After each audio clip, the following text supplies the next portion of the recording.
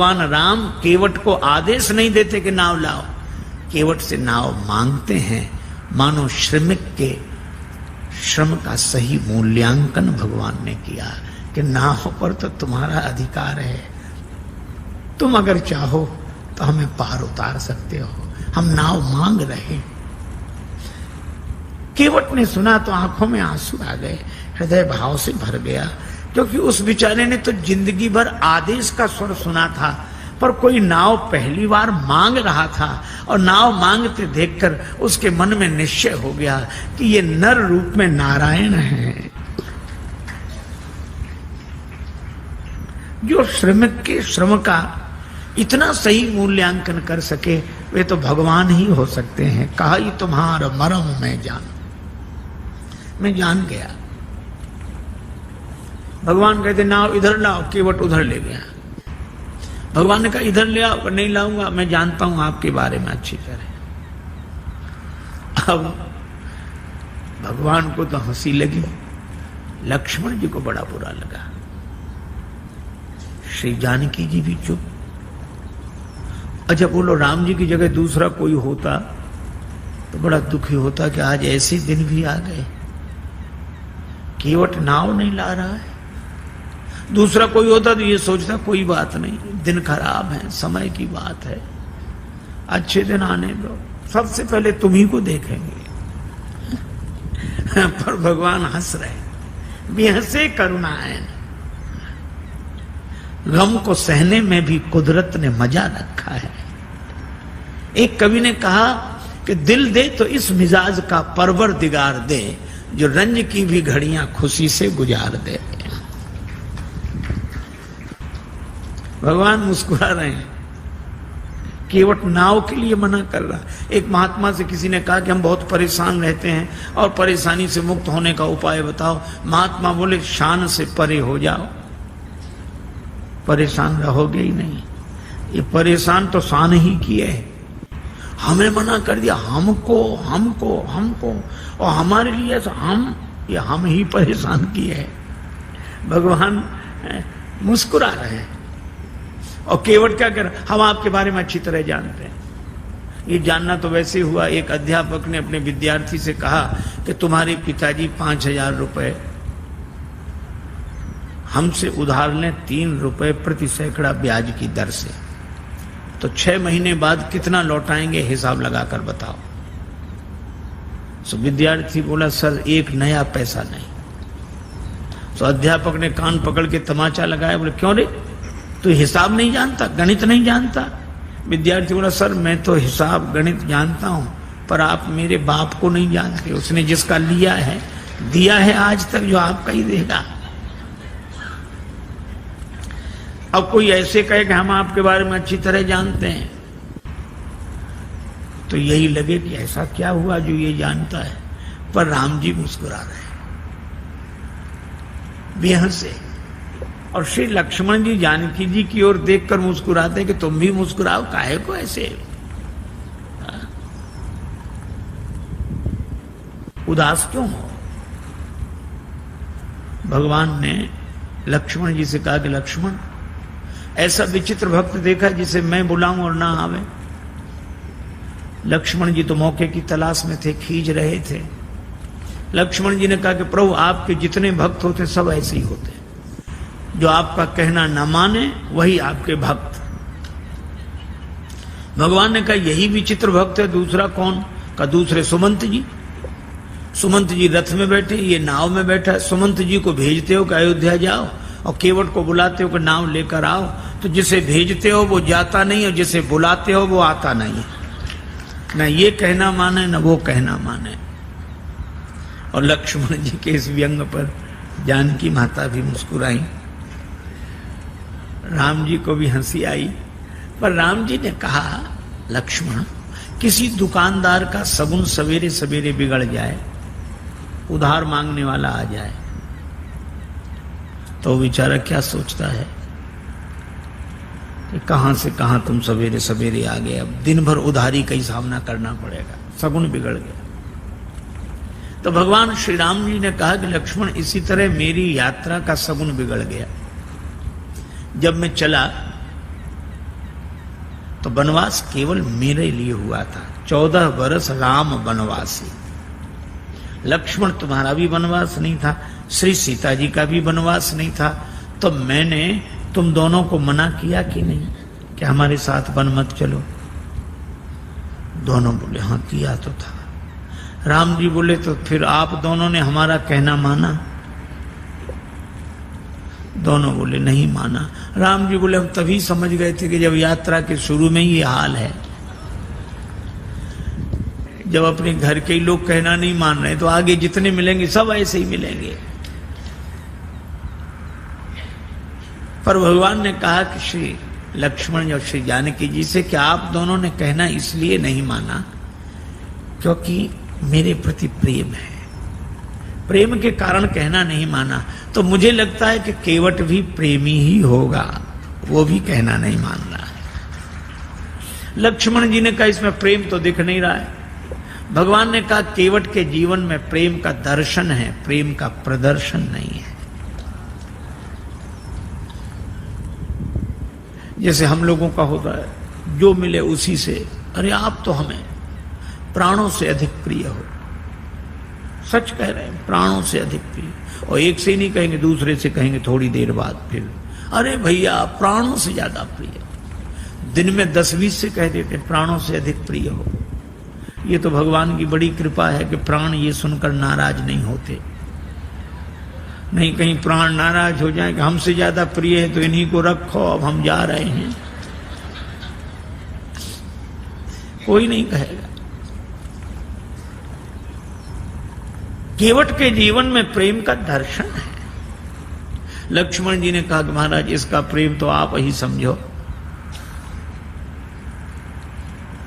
अच्छा केवट क्या सोच रहा है? केवट जान गया है कि आप भगवान हैं, पर केवट कहता है कि आपको कोई रोक नहीं सका। जनकपुर वाले जनकपुर में नहीं रोक सके, आप अयोध्या आ गए। अयोध्या वाले अयोध्या में नहीं रोक सके, आप श्रृंगवेरपुर आ गए। और श्रृंगवेरपुर के राजा श्रृंगवेरपुर में नहीं रोक सके, आप गंगा जी किनारे आ गए। और अगर मैं भी आपको नाव में बिठाकर पार कर दूंगा तो फिर मेरी भी क्या हिम्मत जो मैं आपको रोक लूं। तो उपाय यही अच्छा है, ना नाव लाऊंगा ना पार करूंगा, अपने आप रुके रहोगे। कहा ही तुम्हारा मरम नहीं जाना।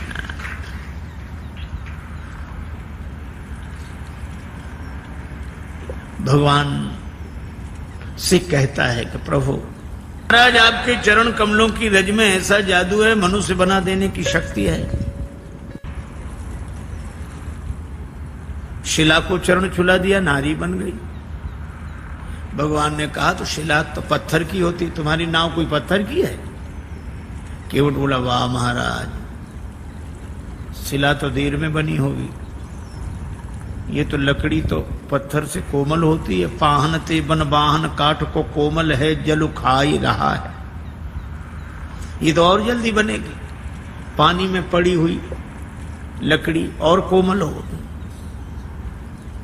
भगवान ने कहा क्या उपाय क्या है, क्या चाहते हो? केवट बोला हम क्या चाहते हैं, आप पार जाना चाहते हो कि नहीं? भगवान बोले हमें तो जाना ही, तो फिर ये कहो आप चाहते हो पार जाना? हाँ तो जो प्रभु पार अवसिगा चाहो, मोहि पद पदुम पखारन कहा, अपने चरण कमल धोने के लिए कहो। भगवान ने कहा कि वैसे काम नहीं बनेगा। केवट बोले कैसे बनेगा? ये नाव बनेगी नारी यहां गंगा जी किनारे, और जब नारी बनेगी तो घर में बैठेगी। लेकिन जब ये घर में बैठेगी तो घर में जो पहले से बैठी है वो, उसको तो लगेगा कि नहीं कि नाव नारी बन गई, वह तो सोचेगी नाव बेचकर दूसरा विवाह करके लाया। और महाराज घरनी घर क्यों समझाई हूं जू, उसको मैं कैसे समझाऊंगा? लक्ष्मण जी ने कहा हद हो गई, भगवान को समझा रहे और पत्नी को नहीं समझा सकते। केवट बोला महाराज अपने अपने अनुभव की बात है, भगवान को समझाना आसान है, बहुत कठिन है। राम जी खूब हंसे। लक्ष्मण जी भी हंस रहे हैं केवट की इन अटपटी बातों पर। भगवान बोले तो और कोई उपाय? एक उपाय है। क्या? यही घाट ते थोड़िक दूरी अहे कटिलों जल था दिखाई हो। जो थोड़ी दूरी पर कमर तक जल है, आराम से निकल जाओ। भगवान बोले वही ठीक, बताओ। केवट बोला वाह महाराज, अभी सवेरा हुआ है, यात्रियों का आना जाना शुरू हुआ है, हम आपको वो जगह बताने जाएं सब देख लेंगे। हमारी नाव में कौन बैठेगा, रोजी रोटी का सवाल है, ऐसा नहीं। तो फिर आप दिन भर रुको, जब सूर्यास्त हो जाएगा सब लोगों का आना जाना बंद होगा, मैं जाके बता दूंगा, फिर रात को निकल जाना, चाहे सवेरे निकल जाना। भगवान बोले लक्ष्मण चरण धुलाना ही ठीक है, यहां कहां रुकेंगे। केवट कहता है कि चरण धोने के लिए कहो। पात भरी सहरी सकल सुत बारे बारे, केवट की जाति कछु वेद ना पढ़ाई हो। पूरो परिवार मेरो याही लाग राजा जू हो, वित्तहीन कैसे दूसरी गढ़ाई हो। अगर ये नाव नारी बन गई तो फिर यह भी तो सोचो महाराज, पूरे परिवार का पालन इसी नाव से होता है, तो परिवार का पालन करने वाला साधन तो चला जाए और घर का एक सदस्य और बढ़ जाए। महाराज कृपा करो आप। अच्छा, अब इसमें एक बड़ा तात्विक संकेत है। केवट कहता है कि नाव नारी न बने। हम लोग भी व्यवहार का काम करते हैं, दुकान चलाते हैं, व्यापार करते हैं, पैसा लेते हैं, देते हैं। श्री तुलसीदास जी कहते हैं सब करो, कोई बात नहीं। केवट भी यही करता है, धंधा करता है, यात्रियों को बिठाता है, उस पार ले जाता है, पैसा लेता है। लेकिन इस केवट की सबसे बड़ी विशेषता एक है कि यह नाव तो चलाता है, लेकिन नाव गंगा जी में चलाता है। और गंगा जी क्या है का राम भक्ति जहां सुरसरी धारा। इसी तरह हम दुकान व्यापार आदि सब करें, लेकिन भक्ति की भाव धारा से जुड़कर करें। यही केवट प्रसंग का संकेत है। भगवान ने कहा अगर तुम्हारी नाव नारी बन गई तो पार करने वाली खुद पार हो जाएगी, जड़त्व से मुक्त हो जाएगी। केवट बोला सो तो ठीक है, लेकिन नाव नारी बनेगी तो घर में बैठेगी। और इसका अर्थ कि मेरी बुद्धि अगर चैतन्य हो गई तो आत्मन्यो आत्मना तुष्टा के भाव से घर में बैठेगी, तो भक्ति की गंगा जी तो छूट जाएंगी। प्रभु मैं ऐसी मुक्ति नहीं चाहता जो भक्ति की गंगा जी से दूर कर दे। वह नहीं बंधन की जो अज्ञानता से बांध ले मन, और फिर सहसा कभी भी टूट सकता हो अकारण।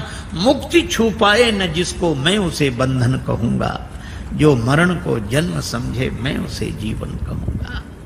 महाराज मुझे मुक्ति नहीं चाहिए, और आपके चरणों की रज मुक्त कर देने वाली है, तो इस मुक्त कर देने वाली धूल को ही धो डालूंगा। काहे से धोगे? गंगा जल से। और कितना बढ़िया संकेत है कि इस मुक्त करने वाली रज अर्थात रजोगुण जन्य कामना को भक्ति के भाव जल से धो डालूंगा। मुक्ति नहीं चाहिए, सगुण उपासक मोक्ष न लें। भगवान ने कहा तो फिर धो लो चरण, क्या दिक्कत है? केवट बोला ऐसे नहीं धोऊंगा, कहोगे तब धोऊंगा। मोहि पद पदुम पखारन कहाहू, कहो। श्री राम जी ने कहा कि काहे को इतनी जिद कर रहे हो? अरे बहुत लोगों ने हमारे चरण हमसे बिना पूछे धो लिए, हमने मना थोड़े ही किया। तुम भी धोगे तो मना थोड़े ही करेंगे, पर कहलाते क्यों हो? और फिर हमको संकोच होता, हम कैसे कहेंगे हमारे चरण धो लो? अरे किसी श्रद्धे के प्रति किसी की श्रद्धा है तो चरण छू ले, पर ऐसा कौन श्रद्धेय होगा जो अपने चरण फैला कह के चलो छुओ? ऐसा तो वही कह सकता है जिसका शर्म से कोई संबंध ना हो। अब भगवान कैसे कह देंगे हमारे चरण धो? और केवट कहता कहोगे तभी धोएंगे। तो भगवान ने बिना कहा कि बिना पूछे धो लो। बहुतों ने धो लिए। केवट ने कहा सुनो महाराज, जिन्होंने बिना पूछे आपके चरण धो लिए उनकी अपनी गरज रही होगी, उन्हें भवसागर से पार जाना होगा, इसलिए उन्होंने आपके चरण आपसे बिना पूछे धो लिए। लेकिन यहां गरज मेरी नहीं, यहां गरज आपकी है। मुझे पार नहीं जाना, पार आपको जाना है। इसलिए अगर पार जाना हो तो कहो कि हमारे चरण धोकर हमें पार कर दो। भगवान मुस्कुराए कि केवट सब कुछ पाए ले रहा है, पर इतना चतुर है एहसान रत्ती पर नहीं। आपकी गरज है, कहना हो कहो। लक्ष्मण जी बोले अगर चरण धुला लें तो। लक्ष्मण जी बोले सुन, पहली बात सुन, भगवान से भी बहस कर रहा है, कहीं भगवान नाराज हो गए तो वापिस चले जाएंगे। केवट बोला नहीं जाएंगे। कहा ही तुम्हारा मरम में जाना। श्री जानकी जी भी साथ आई हैं, और मरम शब्द का एक ही अर्थ है, रकार रामचंद्र हैं, मकार मातु जानकी। तो ये रकार रूपी राम जी मकार से घिरे हुए हैं, अर्थात श्री जानकी जी की कृपा के कारण आए हैं, और जानकी जी उपस्थित हैं तो श्री राम लौट नहीं सकते, वे तो कल्याण करके ही जाएंगे। अजय सो तो ठीक है। भगवान बोले अगर चरण धुला लें तो। केवट बोला चरण धुला लो तो कोई हम पर एहसान करोगे? औरों से उतराई लेता हूं, आपसे नहीं लूंगा। नहीं लोगे ना। पद कमल धोए चढ़ाई नाव, ननाथ उतराई चहो।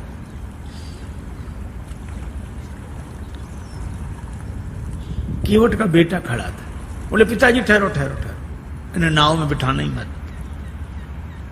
क्यों? चरण धो लेंगे, फिर क्या कठिनाई? चरण छुलाने से तो शिला नारी बनी थी। केवट का बेटा बोला इनके हाथों से भी खतरा है। चरण इन्होंने शिला को छुलाए थे, हाथ इन्होंने धनुष को छुलाए थे। छुअत ही टूट पिनाक पुराना। अगर चरण छुलाने से नाव के नारी बनने का डर है तो हाथ छुलाने से नाव धनुष की तरह टूट जाएगी। इनको किसी भी दशा में बिठा लो ही मत। लक्ष्मण जी ने सुना कि केवट है सो है, बेटा और गजब। पर केवट बोला नहीं नहीं, चरण धुला लेंगे बस। भगवान से केवट कहता है उतराई नहीं लूंगा। भगवान ने कहा उतराई क्यों नहीं लोगे? केवट बोला आपके पास देने को होगा क्या? बनवासी बने घूम रहे हो। तो जो बात आप बाद में कहोगे तो हम पहले ही कहे दे रहे हैं कि उतराई नहीं लेंगे। अच्छा नहीं लोगे उतराई, इसका प्रमाण क्या है, सबूत क्या है? केवट बोला मोहे राम रावरियान दशरथ शपथ सब सांची कहो। राम जी आपकी सौगंध, महाराज दशरथ की सौगंध, सही सही कह रहा हूं। श्री लक्ष्मण जी को लगा कि भगवान ने शीलवश जितनी ढील इसे दे दी है, अब ये कोई बोलने का ढंग है कि हमारी बात बिल्कुल सही है, आपकी कसम, आपके बाप की कसम। बोलने में तो ऐसे ही लग रहा है, पर केवट ऐसे बोल नहीं रहा था। बोल नहीं रहा था, बोल नहीं पा रहा था। वो कह रहा था मैं आपकी सौगंध ऐसे कर रहा हूं जैसे दशरथ शपथ, भीष्म प्रतिज्ञा, बलिदान, इसी तरह ये शब्द है दशरथ शपथ।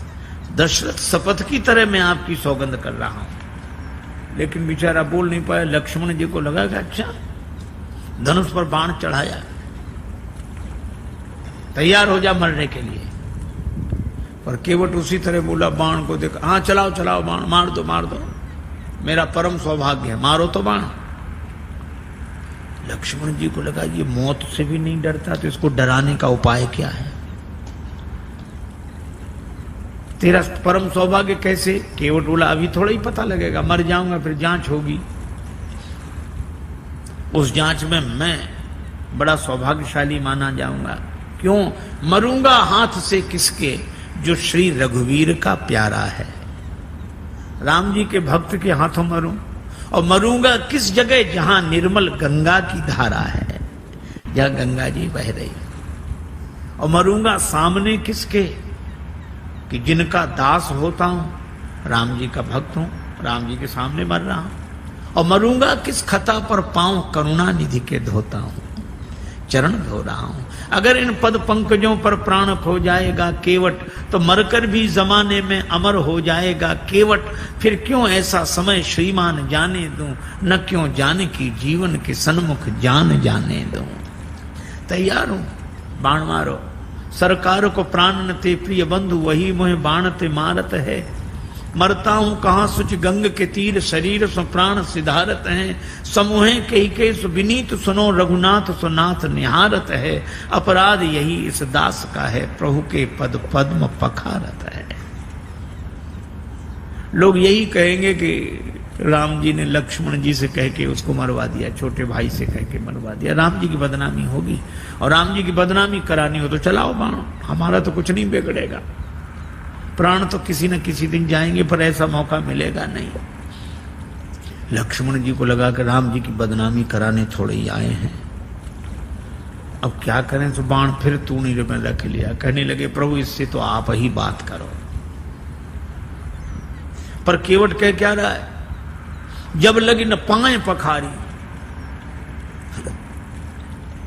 इतनी देर से केवट क्या कह रहा था, चरण कमल रज कहां सब कहां, चरण कमल मोहि पद पदुम पखारन कहाऊ। पद कमल धोए चढ़ाई नाव, पद कमल पद पद्म चरण कमल। और जब लक्ष्मण जी ने बाण चढ़ाया तो वो भी आवेश में बोला, जब लग न पाए पखारी हो। भूल गया चरण कमल पद पद्म पद कमल पाए। जो स्वाभाविक होता है वो ऐसे अवसर पर निकल पड़ता है। एक आदमी किसी गांव में गया, वो गांव वालों से पूछता, क्यों भैया ये गांव रामपुरा है? तो गांव के लोग, बुंदेलखंड की घटना, ये रामपुरा है? तो गांव वाले कहें हाओ। अब वो समझे नहीं कि हाओ है कि रामपुरा। फिर दूसरे से पूछा, भैया रामपुरा? हाओ। तीसरे से पूछा, रामपुरा? हाओ। अब सब कहें हाओ। एक आदमी पढ़ा लिखा दिखा, उसने कहा कि भाई साहब ये गांव रामपुरा है?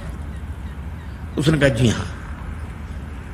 हाँ अब समझ में आया, यहां सब लोग हाओ हाओ करते थे, आपने जी हाँ कहा। तो वो बोला कि जो बिना पढ़े लिखे लोग हैं वे हाओ हाओ करते हैं, और जो पढ़े लिखे हैं वे जी हाँ ऐसे बोलते हैं। अच्छा तो आप तो पढ़े लिखे होंगे? तो बोला हाओ।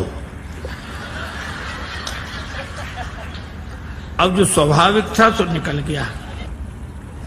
अब लक्ष्मण जी को भी बड़ा अटपटा लगे, श्री सीता जी को भी, पर राम जी मुस्कुरा रहे। सुन केवट के बैन प्रेम लपेटे अटपटे, बेहसे करुणा है। भगवान हंसते हैं। बात भले ही अटपटी हो पर प्रेम में लिपटी हो तो परमात्मा को प्रसन्न कर देती है। राजस्थान के एक छोटे से गांव में एक महात्मा गए, सत्संग हुआ। एक सत्संगी नित्य आते थे। एक दिन उन्होंने प्रार्थना की कि महाराज यहाँ से और ज्यादा इंटीरियर में हमारा छोटा सा गांव है, माँ आ नहीं सकती, उनको दर्शन देने चलो। महात्मा ने कहा ठीक चलते हैं। एक दिन गए, उस व्यक्ति ने माँ से कहा माँ महात्मा आए प्रणाम कर। तो बुढ़िया श्रद्धालु तो थी, लेकिन अपने टूटी फूटी मारवाड़ी बोली में बोली, गोरुजी थारे खुर छू। अब एक तो गुरुजी को गोरुजी कह रही थी, और चरणों को खुर। महात्मा को बड़ा अटपटा लगा। अभी तो रोज चरण कमल सुनते थे, अब चरण भी कहती तो ठीक, पांव भी कहती तो ठीक, खुर। खुर तो पशुओं के होते हैं। तो महात्मा उसे प्रेम से समझाने लगे, माता जी ऐसे बोलती हो महात्माओं से, नरक जाओगी नरक। बुढ़िया इतनी सरल थी, वो ये भी नहीं जानती थी कि नरक क्या होता। उसने उसको लगा कि महात्मा आशीर्वाद दे रहे हैं, तो हाथ जोड़ के कहने लगी, महाराज हमारा कहां भाग्य जो नरक जाए, नरक तो आप जैसे महापुरुषों को मिले हैं प्रभु। महात्मा खिलखिला के हंसने लगे। अरे ऐसी सरलता पर